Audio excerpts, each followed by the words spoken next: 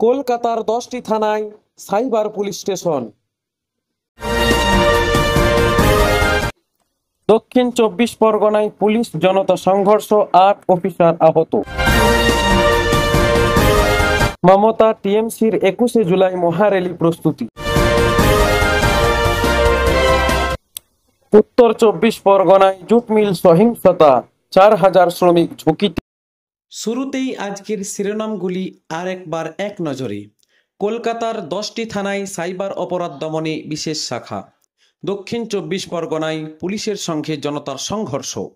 কলকাতার নাইট ক্লাবে স্বামী স্ত্রী আক্রান্ত, চাঞ্চল্য এলাকায়। 22শে জুলাই প্রস্তুতি নিয়ে ফের সরব তৃণমূল। উত্তর 24 পরগনায় পাটকল বন্ধ, চরম অনিশ্চয়তায় হাজারো শ্রমিক।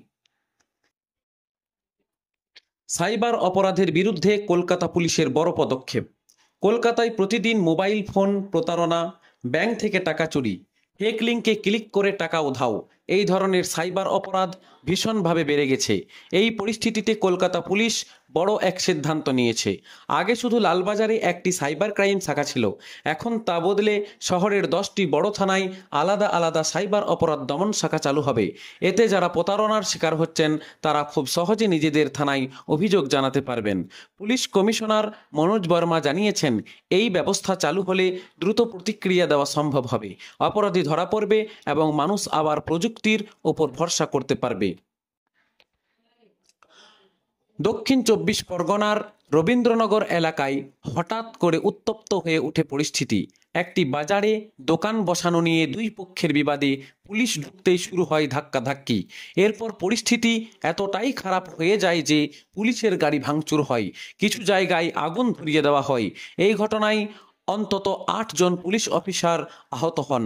পরিস্থিতি নিয়ন্ত্রণে আনতে বিশাল পুলিশ বাহিনী, কুইক রেসপন্স টিম নামানো হয়েছে। এলাকায় 144 ধারা জারি হয়েছে। এই ঘটনা আবার আমাদের চোখে আঙুল দিয়ে দেখিয়ে দিল, ছোট একটি ঝামেলাও বড় আকার নিতে পারে যদি তা সময় মতো নিয়ন্ত্রণ করা না যায়।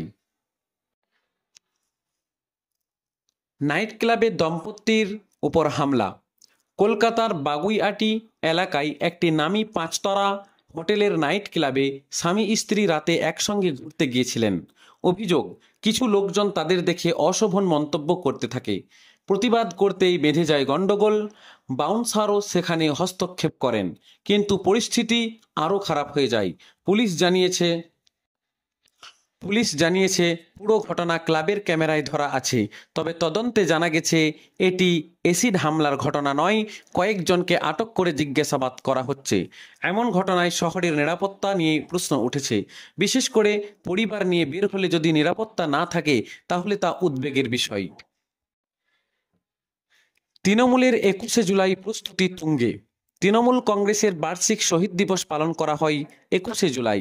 সেই উপলক্ষে এবছর দলীয় নেতৃত্ব জানিয়েছেন, এবছর হবে নজরবিহীন জমায়েত।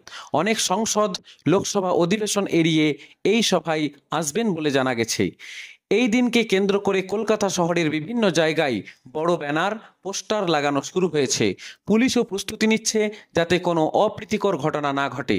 রাজনৈতিক মহলের ধারণা, এই সভা লোকসভা ভোটের আগে দলের শক্তি দেখানোর একটি কৌশল। উত্তর 24 পরগনায় পাটকল বন্ধ, বিপাকে শ্রমিকরা। উত্তর 24 পরগনার একটি বড় পাটকলে সম্প্রতি শ্রমিকদের সঙ্গে কর্তৃপক্ষের তীব্র বিরোধ শুরু হয়।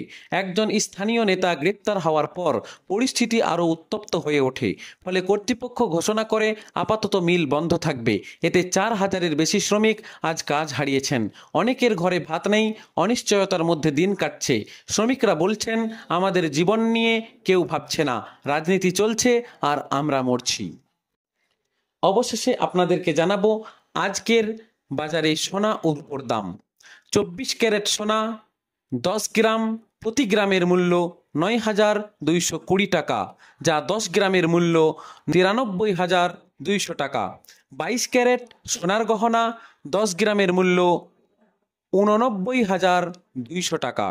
রূপা প্রতি কেজি মূল্য 1,17,500 টাকা।